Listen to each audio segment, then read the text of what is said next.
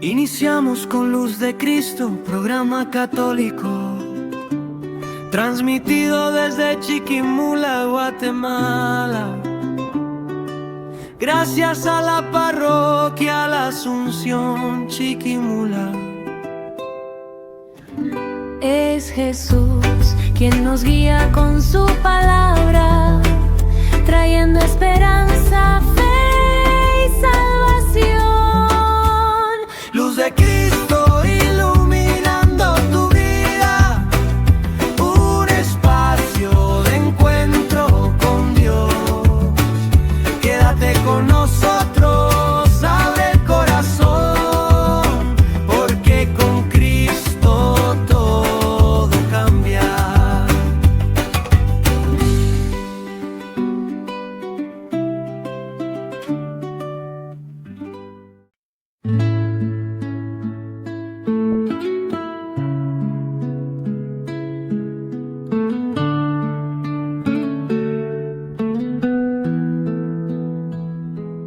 Por las calles de Chiquimula camina el Hijo de Dios, en silencio y en oración contemplamos tu dolor. En tu cruz, Jesús amado, hay perdón y salvación. Chiquimula hoy se une con Luz de Cristo en el corazón. Muerte y vida se encontraron por tu grande redención.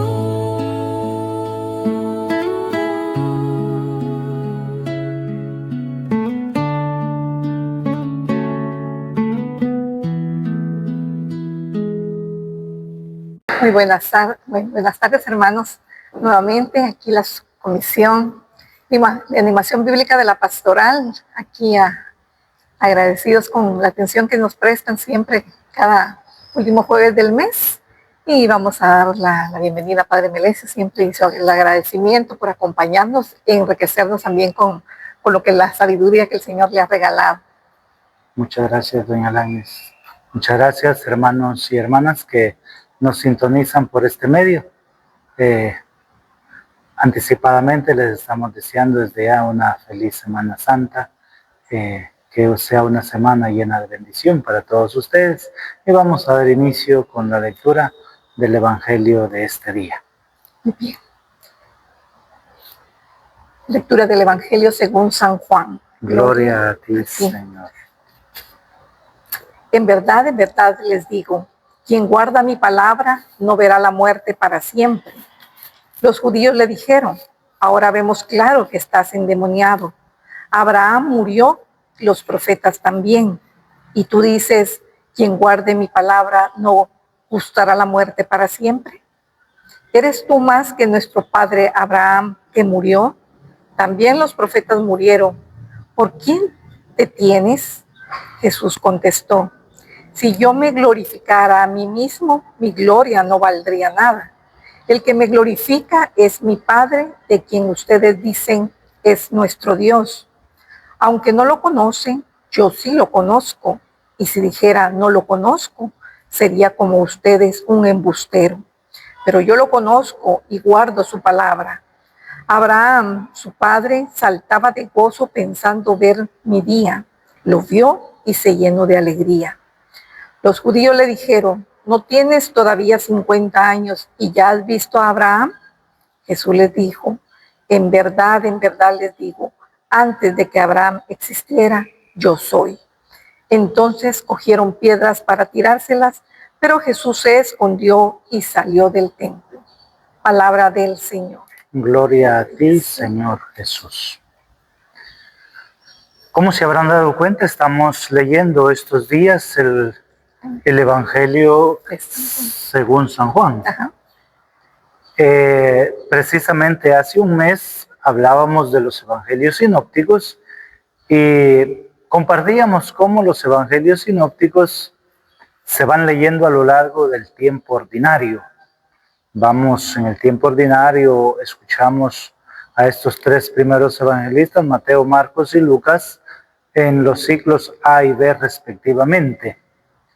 ¿Para cuándo dejamos la lectura del Evangelio según San Juan? Precisamente para el tiempo de Cuaresma y Pascua y una parte en Navidad.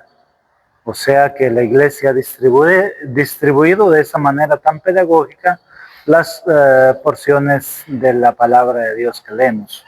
Ya aún en la Biblia hebrea también se hacía de la misma manera. En las sinagogas existían ya esas divisiones, esas porciones de la ley y de los profetas que se leían. De hecho, hasta el día de hoy hay algunos signos en la Biblia, ¿verdad? La petujá, la setumá, por ejemplo, que son las partes que abren y cierran una de las, o cada perícopa que se leía. Bueno, solo vamos a decir una pequeña palabrita del Evangelio que acabamos de escuchar. El Evangelio de San Juan es tan rico en contenido. Hay que recordar que en este capítulo 8 de San Juan, Jesús está hablando de él como la verdad. A la altura de 8:32 encontramos el famoso versículo, yo soy la verdad. Conocerán la verdad, dice, y la verdad os hará libres. Yo soy la verdad, más adelante es en Juan 14:6. Pero en Juan 8 dice, conocerán la verdad y la verdad os hará libres. Pero hay un detallito más que encontramos en este pasaje y es la famosa declaración solemne, que es única del Evangelio según San Juan. Porque en los Evangelios sinópticos dice, en verdad les digo, pero en Juan remarca mucho porque dice en 2 veces, en verdad les digo. San Juan es el único que utiliza doblemente ese término. Y es curioso porque en el texto griego original no aparece la palabra aletheia, que es la palabra griega para designar verdad, no que aparece la palabra hebrea amén. De hecho, en griego dice amén, amén, lego humín. En verdad digo a ustedes. Amén en hebreo deriva del verbo amán, que quiere decir ser veraz, ser auténtico, ser real, ser genuino. Entonces, la verdad en hebreo, más que un concepto, es una reafirmación de la realidad, de aquello que es más que evidente.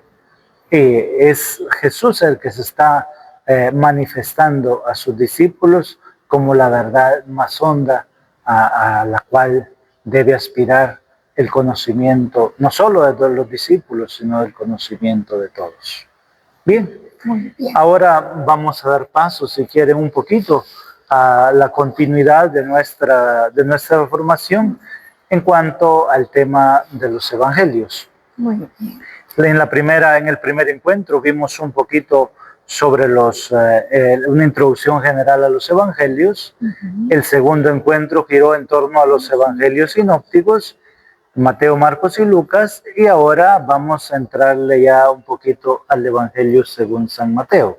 Muy bien. Me gustaría que hiciéramos una breve alusión al tema litúrgico y es cómo leemos o de qué manera leemos a los Evangelios sinópticos en el tiempo ordinario. Ya dijimos que leemos a Mateo, Marcos y Lucas en los ciclos A, B y C respectivamente, a lo largo de las 34 semanas del tiempo ordinario. En cada ciclo, por ejemplo, ahorita estamos en el ciclo A, cada domingo encontramos un pasaje del Evangelio según San Mateo. El otro año, que sí es ciclo B, sería Evangelio según San Marcos y el otro San Lucas. ¿Qué pasa con las lecturas que escuchamos a lo largo de la semana, como quien dice, del lunes a sábado? Que estuvimos escuchando a San Marcos. Entonces, ¿qué pasa? En las 34 semanas dividimos el tiempo así. Independientemente qué evangelista leamos los domingos, en las semanas de la 1 a la 10 leemos al evangelista al evangelista Marcos. De la 11 a la 22, creo, 11 a la 22, leemos a San Mateo, y de la 22 a la 34 leemos a San Lucas. Así leemos. Siempre. Así va, esa va a ser siempre, Muy siempre. Bien. En otras palabras, en cuanto a los domingos, seguimos el orden canónico, es decir, el orden en que están los evangelios en la Biblia, y durante los días feriales o de semana seguimos el orden más o menos de su aparición cronológica. Muy bien. Bueno. Ahora empezamos con el Evangelio según San Mateo. Como sabemos, es el primero que figura en el Nuevo Testamento. Mateo tiene entre las distintos significados del nombre, podemos encontrar que viene del nombre hebreo Mataios, que significa don o regalo de Dios, dicen algunos. Es un nombre bastante común. De ahí viene Matías,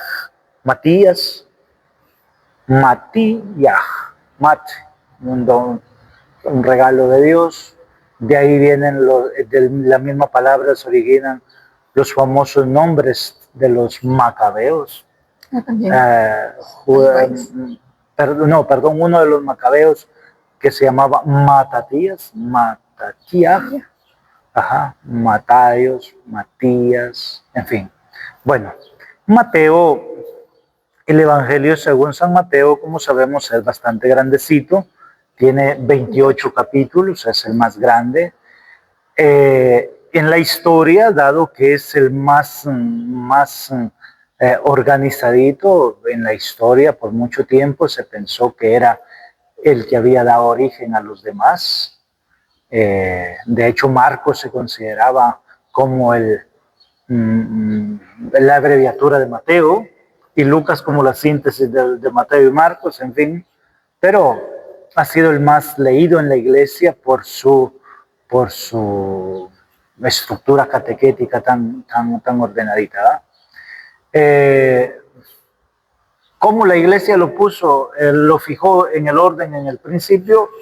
No sabemos exactamente ese criterio, pero lo que sí podemos argumentar es que, además de ser el más grande, es como el más eclesial por el tema de los discípulos, es el que más referencia hace al Antiguo Testamento. Sí. Si el Antiguo Testamento comenzaba con la Torá, o sea, los 5 libros de la ley, Mateo es el ideal para empezar el Nuevo Testamento, porque es el evangelio que se apoya o se estructura en 5 grandes discursos de Jesús. Ya lo vamos a ver más adelante. En cuanto a su autoría, empecemos por eso: autor, lugar y fecha de composición. En la tradición de la iglesia se ha visto siempre a Mateo, el apóstol de Jesús, aquel llamado por Jesús de la mesa de los impuestos con el nombre de Leví, Mateo 9:9, como su autor. Pero como sabemos hoy día, a partir de los estudios que se hacen sobre los evangelistas, más que tratarse de un nombre, se trata más bien como de un seudónimo o la famosa epigrafía, ¿no?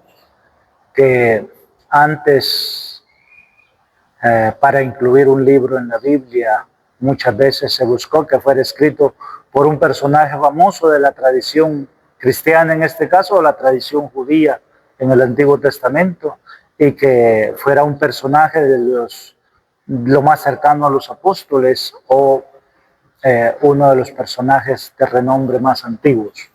Pero hoy día se cree que más que un discípulo, más que una persona individual, se trata más bien como de, diríamos hoy, de una escuela o de una comunidad cristiana que recibió el mensaje, en este caso de Mateo, pero que esta comunidad cristiana fundada por él fueron más bien aquellos que se dedicaron a poner por escrito.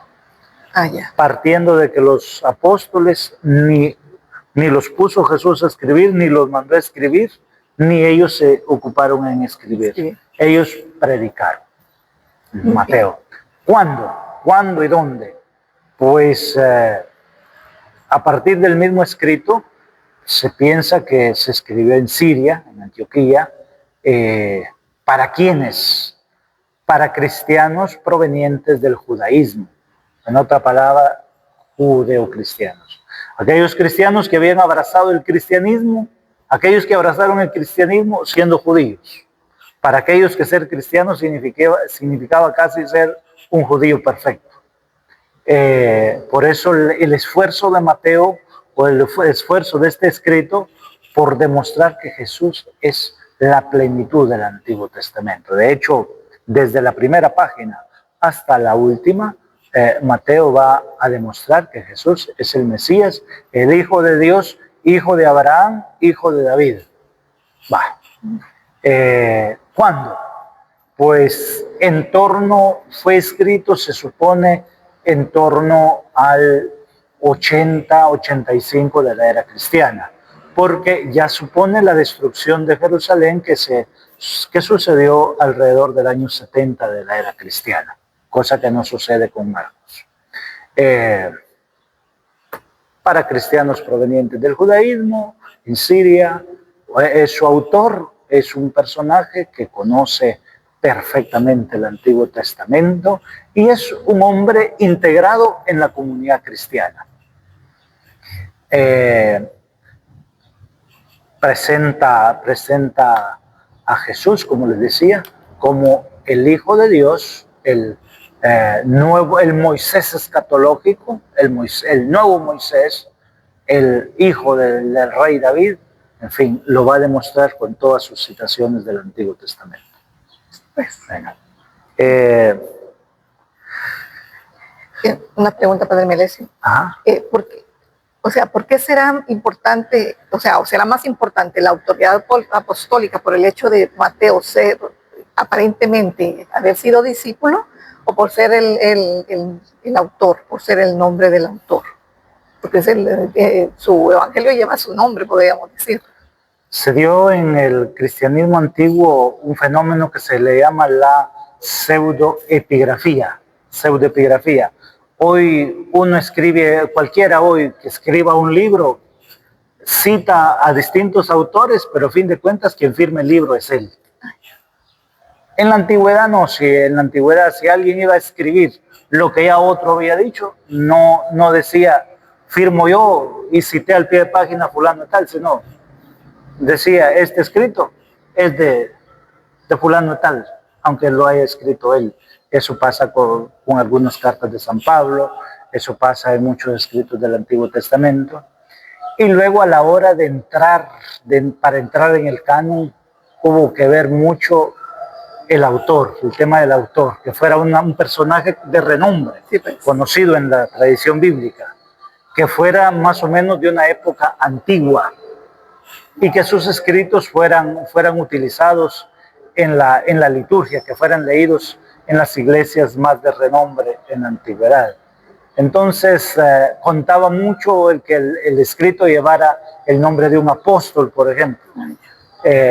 Y vemos, por ejemplo, el caso de los libros apócrifos, que muchos de ellos llevan nombres de los apóstoles, pero que realmente su pensamiento refleja una etapa posterior.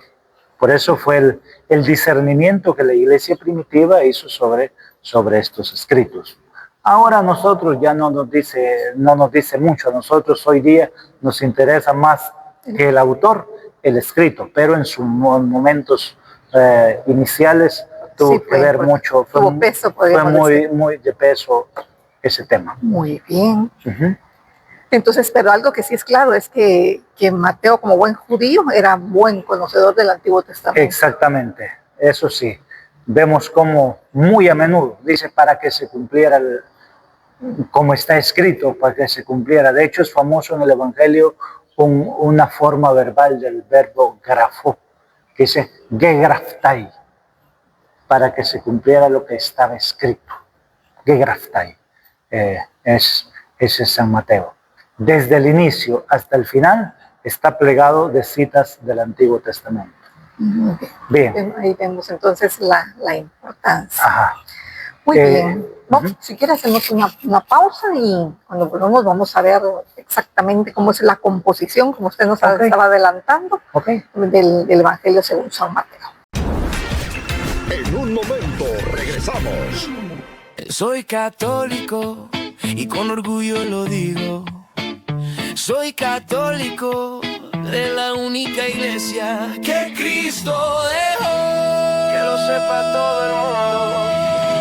Esta es la iglesia que dirige el Papa León, la única que tiene Biblia, magisterio y tradición.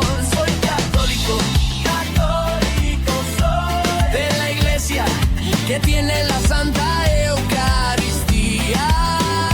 Soy católico, católico soy, de la iglesia que está bajo el amparo de la Virgen María.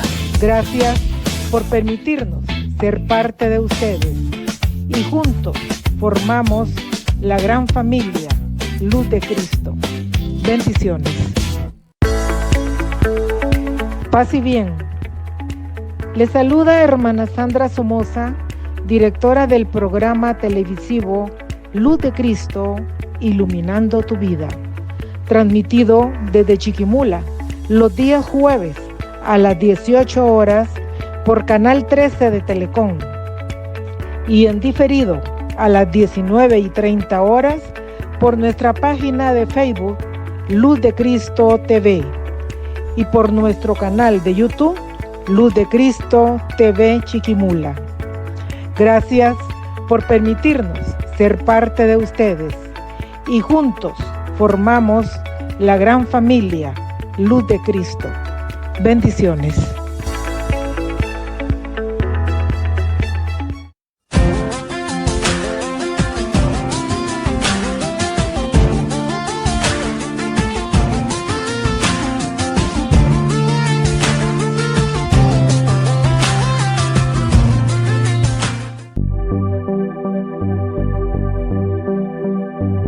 Queremos agradecer a nuestros bienhechores que han hecho posible todos estos años que nuestro programa se mantenga al aire para seguir evangelizando en la fe del cristiano católico. Gracias porque con su aporte han sido fundamental para el sostenimiento de este medio de comunicación de la Parroquia La Asunción. Al mismo tiempo, si usted, amigo televidente, quiere ayudar a nuestro programa, puede comunicarse al número de teléfono 5417-6969. Recuerde, Dios bendice al dador alegre. Luz de Cristo, iluminando tu vida.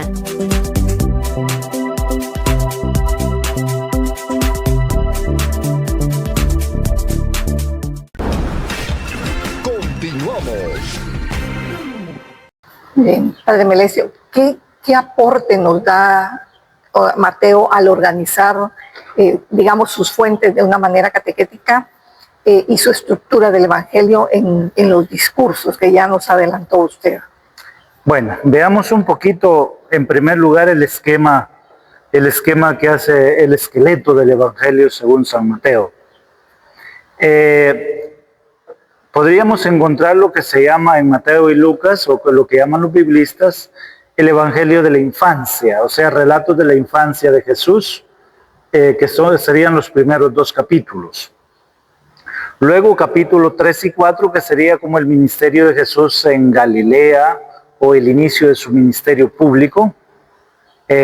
en los capítulos 3 y 4. ¿Qué vamos a encontrar en esos capítulos? Encontramos ahí la introducción que hace Juan el Bautista, el bautismo de Jesús, las tentaciones en el desierto y el paso de Jesús por Galilea.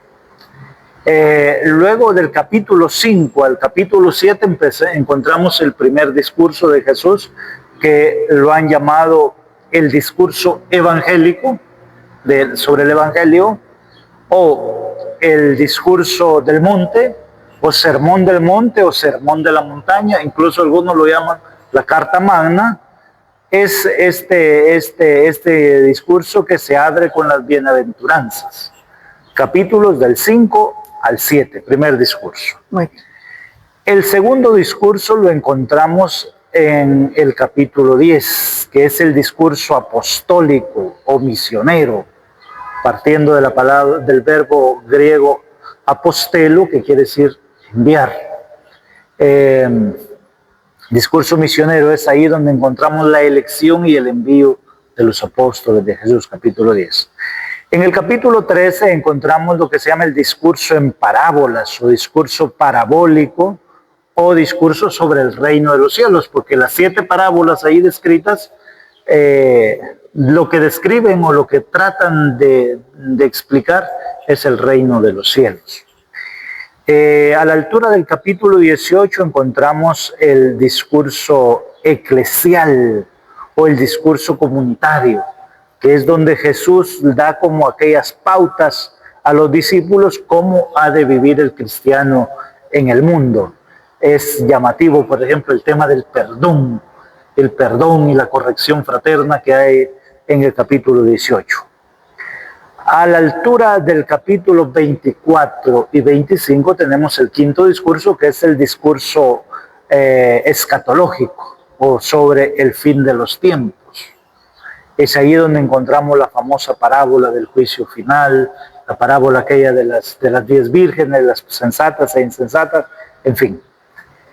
Entre estos grandes discursos hay una parte que podríamos llamar narrativa, donde habla de algunos milagros y otras palabras de Jesús que van como armando este andamio sobre los 5 grandes discursos. Es un poquito el esquema. La pedagogía, podríamos decir, nos demuestra a un personaje tan conocedor del judaísmo que incluso si la Sagrada Escritura del Antiguo Testamento empezaba con los 5 primeros libros, los 5 libros de la ley, Mateo casi hace de su evangelio, por así decir, casi como una estructura según la Torá hebrea para el Nuevo Testamento. Por eso creo que la Iglesia vio ese detalle para poner el inicio del Nuevo Testamento al evangelista según San Mateo. Como para también introducirnos a nosotros dentro de lo que es el conocimiento de la liturgia. De hecho, algunas oraciones de la Iglesia, el Padre Nuestro, por ejemplo, el Padre Nuestro que rezamos en la Iglesia, es de Mateo. Nosotros seguimos la versión según San Mateo, que es el de 7 peticiones, porque también nos la narra San Lucas. Pero San Lucas nos pone 5 peticiones. Cada uno tiene su finalidad muy propia, ¿verdad? Pero seguimos en ese orden a San Mateo. Ya, mire, padre, le voy a hacer una pregunta. A ver. ¿Por qué se le llaman discursos? Discursos porque son como enseñanzas directas de Jesús. Vayamos, por ejemplo, al capítulo 5 de Mateo, verso 1, dice: en aquel tiempo Jesús subió al monte, se sentó y empezó a enseñarles. Dichosos los pobres de espíritu, porque de ellos es el reino de los cielos. Y ahí no hay preguntas, es discurso directo. No es un diálogo, es discurso directo. Está todo salido de la boca de Jesús. Y termina en el capítulo 7 porque en el capítulo 8, versículo 1 dice: Jesús bajó del monte. Bajaron del monte. Subieron en 5.1 y bajan en 8.1. Como quien dice que los capítulos del 5 al 7 concentra como ese primer discurso de Jesús. Discurso o enseñanza. Ya, mire, y otra pregunta. O sea, quiere decir que las bienaventuranzas es del capítulo 7, o sea, todo el capítulo 5, No, 6, 7. las bienaventuranzas son como la puerta de entrada a ese discurso, discurso evangélico o a la introducción al Sermón del Monte. Ya. Y mire, Ese sermón tiene su centro en el capítulo 6 de Mateo y el centro precisamente es la oración del Padre Nuestro. mire. Sí. Pero antes, en los capítulos primeros, ¿cómo es la estructura porque en el 5 vienen las bienaventuranzas, digamos, ¿cómo inicia la estructura del Evangelio según San Mateo? El inicio, ya les decía, los capítulos 1 y 2 es la narración de los relatos de la infancia de Jesús. Nos narran la anunciación, el nacimiento y los primeros días o años de Jesús. Pero no es tan extenso ni tan profundo como el de San Lucas. Digamos que son vistos como desde ángulos distintos. Mateo centra todo en la persona de José, porque era judío. El sistema judío era patriarcal, entonces la anunciación en Mateo se hace a José y se hace en sueños, recordando el famoso José del Antiguo Testamento. Génesis capítulo 35 al 50, la historia del famoso José el soñador, que era amigo de Dios, era un hombre justo, también de José, dice el evangelista San Mateo, que era un hombre justo. En Lucas la anunciación se da a María, en Mateo la anunciación se da a José, y en sueños. Muy bien. Muy bien. ¿Y después de los discursos? Después de los discursos después del último discurso, que es capítulos 24 y 25, viene del 26 al 28, que es la narración de la pasión, muerte y resurrección de Jesucristo. Ese se me había olvidado ese detalle. Mire, una consulta, una duda que tengo yo. ¿Ese está igual en los 4 evangelios?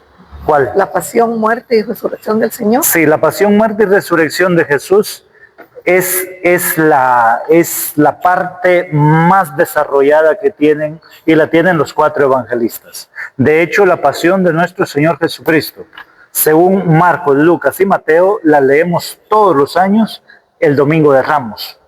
Por eso se llama Domingo de la Pasión. El Domingo de Ramos, ¿se acuerda usted que iniciamos en un lugar la procesión y al llegar a la iglesia hay una lectura larga? Ahí leemos la pasión según uno de los evangelios sinópticos.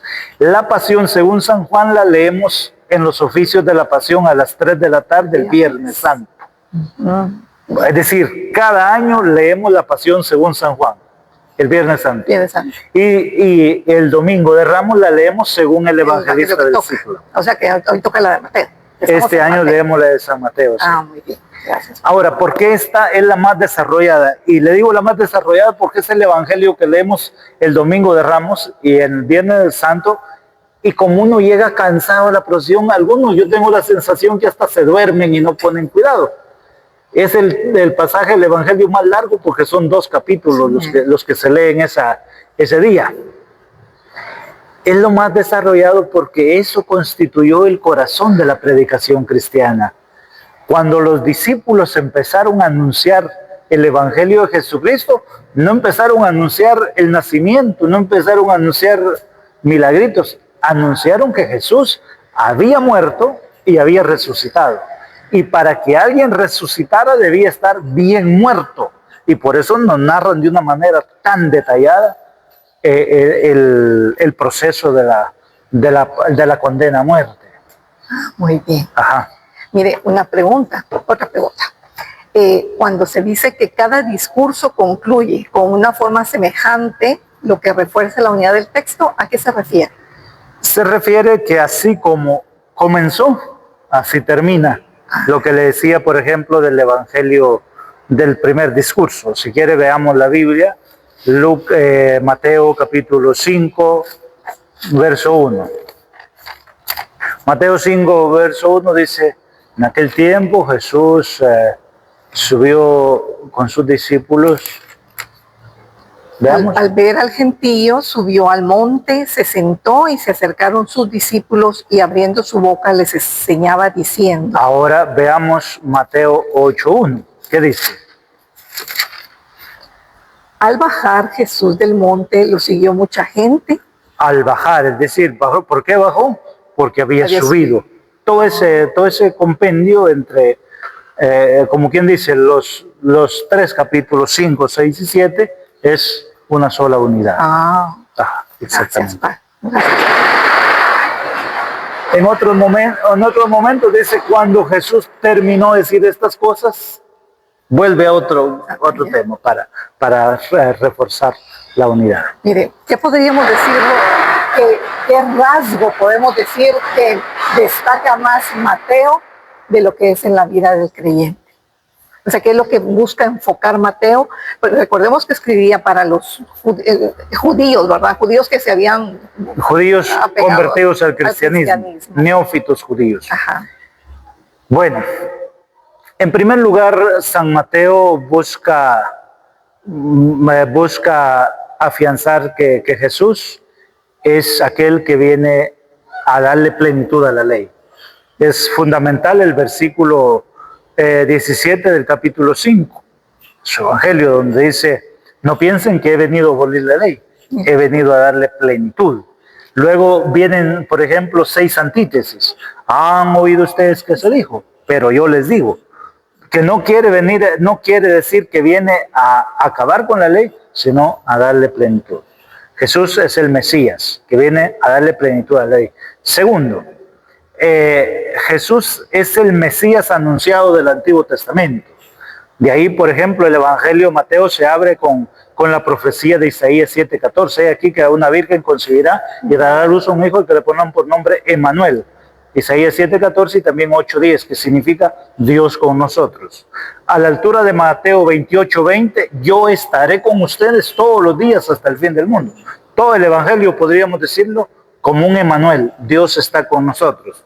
En el pasaje, por ejemplo, de la tempestad calmada, Jesús los regaña ¿por qué de su falta de fe? ¿Por qué?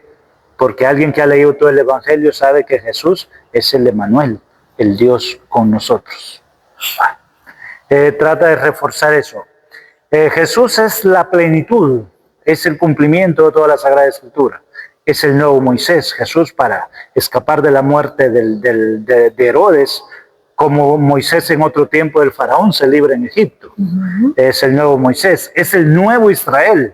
Israel en el desierto murmuró, Éxodo 16 y 17, pidiendo comida y agua. Jesús en el desierto, Mateo y Lucas 4 y Marcos 1, Jesús no, más bien supera la tentación del hambre y la sed en el desierto. Es el nuevo y definitivo Moisés, es el nuevo Israel, es el hijo de David por excelencia. Lo vamos a ver en el próximo apartado, cuando veamos el tema de la genealogía, por ejemplo. Es una manera de decir que es el 3 veces hijo de David. Muy bien. Bueno, yo le voy a dejar una pregunta para que me la responda cuando regresemos. ¿Por qué le dice a José que le va a poner por nombre Jesús? Y después dicen el nombre Emmanuel, Dios con nosotros. Pero vamos a cuando regresemos. Okay. En un momento regresamos.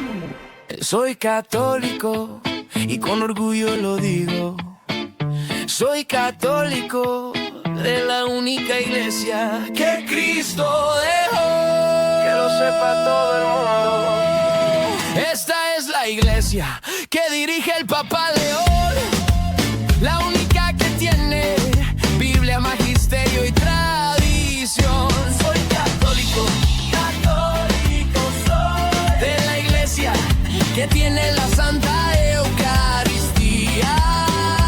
Soy católico, católico soy. De la iglesia que está bajo el amparo de la Virgen María. Gracias por permitirnos ser parte de ustedes y juntos formamos la gran familia Luz de Cristo. Bendiciones. Paz y bien. Le saluda hermana Sandra Somoza, directora del programa televisivo Luz de Cristo, Iluminando tu Vida, transmitido desde Chiquimula los días jueves a las 18 horas por Canal 13 de Telecom y en diferido a las 19:30 horas por nuestra página de Facebook Luz de Cristo TV y por nuestro canal de YouTube Luz de Cristo TV Chiquimula. Gracias por permitirnos ser parte de ustedes y juntos formamos la gran familia Luz de Cristo. Bendiciones.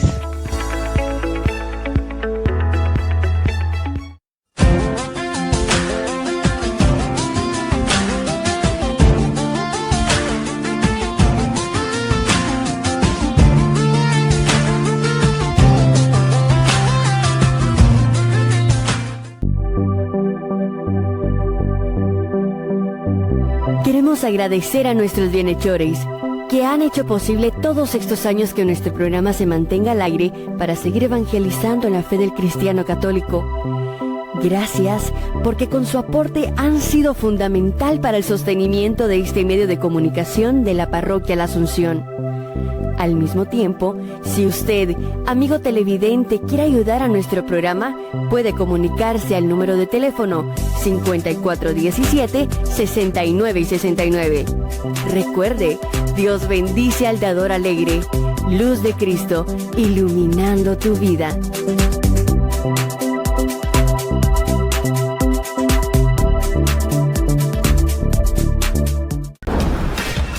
Continuamos.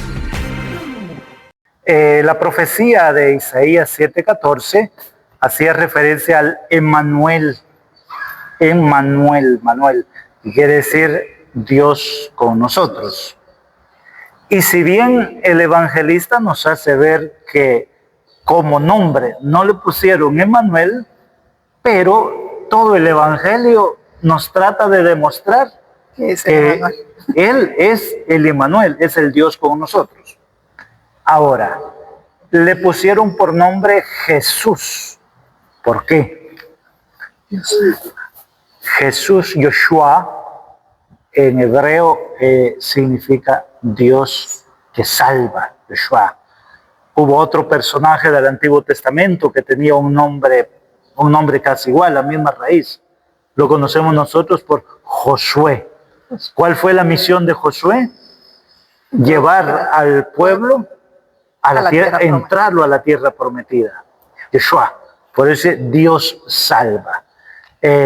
Si bien le pusieron entonces por nombre Jesús, porque esa es su misión, pero todo el Evangelio nos demuestra que Jesús ejerce su misión de salvar, siendo un Dios que está constantemente con nosotros. En otras palabras, los dos nombres se funden en la misión de Jesús. Muy bien. Y prácticamente podemos decir que se cumplen también las promesas del Antiguo Testamento con relación tanto a la salvación como a la permanencia de Dios. Sí. Muy bien. Bueno, entonces les decía que Jesús es como la concretización del Moisés escatológico. Así brevemente, el pasaje de la liberación de Egipto, por ejemplo, si recuerda usted, la infancia de Moisés estuvo marcada por la muerte de los niños varones. Con Jesús pasa casi lo mismo, y Jesús va a Egipto. De hecho, hay una cita de Oseas 11:2 que dice: de Egipto llamé a mi hijo, para que se cumpliera la escritura. Bueno, Jesús se presenta entonces como el nuevo Moisés. Veamos el discurso ese de las bienaventuranzas. Jesús dice: subió al monte. Ajá. Y subió al monte y comenzó a enseñarles. ¿Le leo? No es necesario, porque solo vamos a decir esta idea. ¿Quién había subido en otro tiempo a un monte para recibir las tablas de la ley y darlas a conocer al pueblo? Moisés, allá por el Éxodo capítulo 19-20. Jesús es ese Moisés del final de los tiempos. De hecho, el pasaje de la transfiguración es bonito porque nos muestra también la transfiguración nos muestra a Moisés y a Elías. A Moisés como la representación máxima de la ley y a Elías como el emblema de los profetas. En él se cumple la ley y los profetas. Bueno, es el nuevo Israel, el Israel de Dios. ¿Por qué? Mientras que el pueblo de Dios murmuró en el desierto, no tenían pan ni tenían bebida, Jesús supera la tentación en el desierto. Se le conoce como hijo de David, partiendo de la promesa que Dios hizo a David, 2 Samuel 7, 2 Samuel creo que también 8, 16 o 16, donde se habla del trono, de la perpetuidad del trono en uno de los descendientes de David. Si vemos la genealogía de Jesús en el capítulo 1 de Mateo, vemos que señala 3 etapas o 3 épocas. Desde Abraham hasta David fueron 14 generaciones. De David hasta el destierro de Babilonia, otras 14 generaciones. Y del destierro de Babilonia hasta Jacob, padre de José, otras 14 generaciones. Y es que las letras hebreas tienen también un valor numérico. Y cuando uno suma el valor numérico de las consonantes de la palabra David, Dalet, Bal, Dalet, suman 14. Y dice, y si hay 3 veces 14, quiere señalar el 3 veces hijo de David. Es para reafirmar esa promesa del linaje de David. Muy Bien. Otra palabra muy utilizada por el evangelista San Mateo es que mientras los demás evangelios hablan de reino de Dios, Mateo utiliza la expresión reino de los cielos. Basileia tu Seu, dicen los otros evangelistas. Mateo dice Basileia tu Uranú. ¿Por qué Mateo sustituye la palabra Dios por reino de los cielos? ¿No dice reino de Dios? Porque siendo de origen hebreo, para los hebreos el nombre de Dios es impronunciable. Dios es tan grande que ni lo pueden ver estos ojos, ni lo pueden pronunciar estos labios. Entonces, Mateo utiliza Basileia tu Uranú. Para no usar el nombre de Dios. De hecho, podemos acudir a Isaías 66:1. En Isaías Dios habla en primera persona y dice, el cielo es mi trono y la tierra el estrado de mis pies. ¿Qué casa podrá construir mi hombre? Para la mentalidad hebrea, el cielo es el lugar infinito donde habita Dios. La tierra, el lugar donde habitamos los seres humanos, y allá, quizá en un sótano allá abajo, donde habitan los muertos. Por eso, hágase tu voluntad en el cielo, la tierra como en el cielo. Como dista, Isaías 55, como dista la tierra, el cielo de la tierra, así son mis planes de sus planes. Señalando siempre el cielo y la tierra. Pero en este caso el cielo y la tierra conforman como una especie de arco, donde todo lo que está comprendido entre esos dos espacios, una figura bíblica literaria que se llama merismo, quiere decir la totalidad, todo. Bueno, solo para señalar un detalle. Entonces, ya. Como después vamos a entrar de lleno a ver el Evangelio, ¿verdad? Ahorita estamos como diría el Padre Milton, dando pinceladas de todo, porque después vamos a introducirnos en eso. ¿Cómo podemos decir nosotros que, puesto que es un evangelio muy eclesial, muy pastoral, ¿verdad? ¿Cómo podemos decir que Mateo puede transformar con su evangelio nuestra vida comunitaria? Pues. Comunitaria eclesial, sí. Mateo toca algunos temas que son medulares en la vida comunitaria. Ya hablamos del capítulo 18, donde habla de la corrección fraterna. Si ves a tu hermano que comete un pecado, llámalo a solas. Si no te hace caso, esté acompañado de 2 o 3 de la comunidad. Si no les hace caso, lleven el caso a la comunidad. Y si ni a la comunidad obedece, sáquenlo. Temo, por ejemplo. Señor, ¿hasta cuántas veces debo perdonar a mi hermano? Se pregunta, ¿no? Hasta 7. Hasta 7. Y te digo, no. En verdad te digo, no hasta 7, sino 70 veces 7. Porque hay que ver que la escala de la venganza, porque en el mundo antiguo había venganza, y la Biblia no es ajena a esta situación. Por ejemplo, el capítulo 4 del Génesis, cuando se dice que Caín le quitó la vida a Abel. A la altura del 4:24 más o menos, Lamec, aparece Lamec, hijo de Caín. Pero hay que recordar que hay un momento en que Caín clama al cielo y dice, Señor, le dice, ahora que ando solo, después de haber hecho el pecado, cualquiera va a querer acabar con la vida de Caín. Y el autor sagrado pone estas palabras en los labios de Dios. Aquel que acabe contra Caín, aquel que atente contra la vida de Caín será vengado 7 veces. Y Lamec, el hijo de Caín, dice, si mi padre iba a ser vengado 7 veces, Lamec lo será 70 veces 7. O sea, para indicarnos cómo la venganza, la sed de venganza es una sed que nunca se acaba. Que va de generación. Que va ampliándose la espiral de violencia. Ok. A la altura del capítulo 21 más o menos del Éxodo aparece la famosa ley del talión, de la palabra latina talis, tal por cual. La ley del talión ya fue la superación de la venganza. La ley del talión solo exigía ojo por ojo y diente por diente, es decir, que la venganza no fuera superior a la falta. Y ahora se propone, con el tema del perdón en la comunidad, se propone como el remedio a esa ley de la venganza. Ya una interpretación de la ley decía que el perdón tenía que ser 7 veces. Por eso Pedro, cuando le pregunta, le dice hasta 7 veces. Y Jesús le dice no hasta 7 veces, sino 70 veces 7. Como dándole vuelta a la palabra de Lamec en el capítulo 4 del Génesis, donde el perdón es el remedio a toda venganza. Sí, pues, o sea, ahí está la relación. Bueno.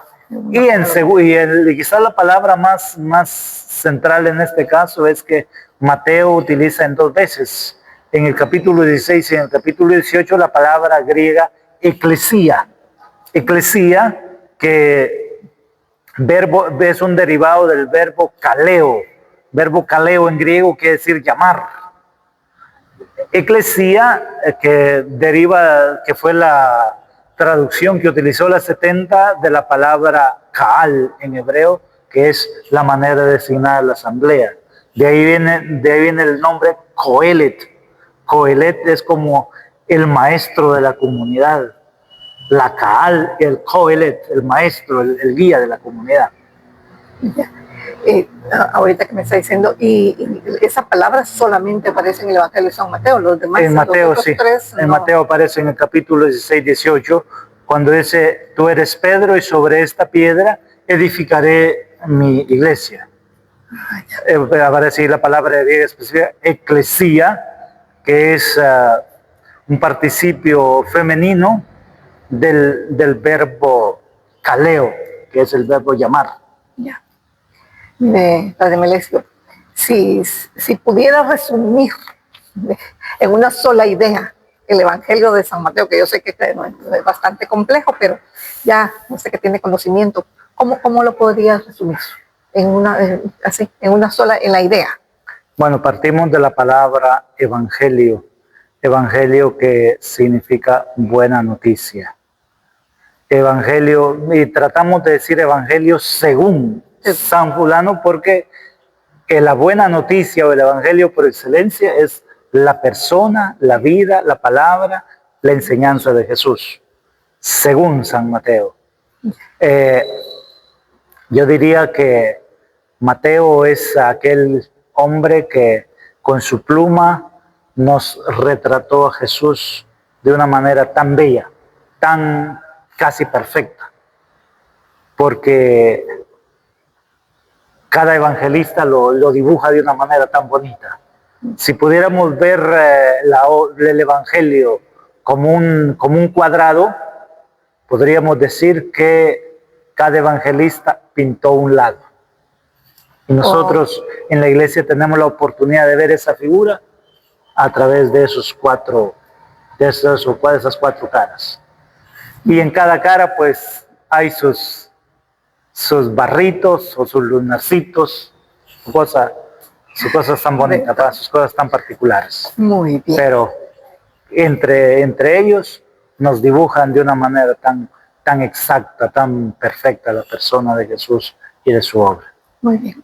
Sí. Gracias, Padre Melesio, porque ya nos da una visión para poder ver este Evangelio de San Mateo, como les decimos a nuestros hermanos. Sí. Y si pudiéramos decir una palabra más sobre San Mateo, es el Evangelio que, por así decirlo, nos muestra el ADN del Antiguo Testamento en el Nuevo Testamento. Perfecto. Lo que decía San Agustín, según la Dei Verbum 21, el Antiguo Testamento está patente en el Nuevo Testamento y el Nuevo Testamento ya estaba latente en el Antiguo Testamento. Muy bien. ¿Sí?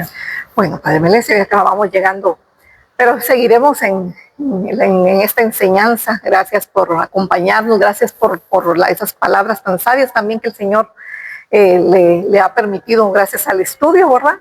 Y nos despedimos, así que lo dejo. Muchas gracias. Gracias a ustedes por la invitación. Compartimos parte de lo que hemos oído y aprendido, no es que lo sepamos todo, Dios me guarde. Hay grandes lumbreras en la Biblia y lo poco que hemos recibido de ellos es lo que nosotros vamos compartiendo de alguna manera. Dios los bendiga. Muchísimas gracias, hermanos. Feliz Semana Santa para todos. También. Gracias. Gracias.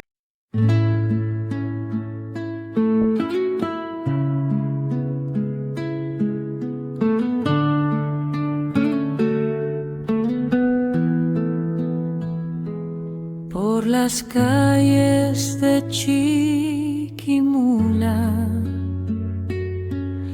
camina el Hijo de Dios en silencio y en oración. Contemplamos tu dolor en tu cruz, Jesús amado. Hay perdón y salvación. Chiquimula hoy se une con luz de Cristo.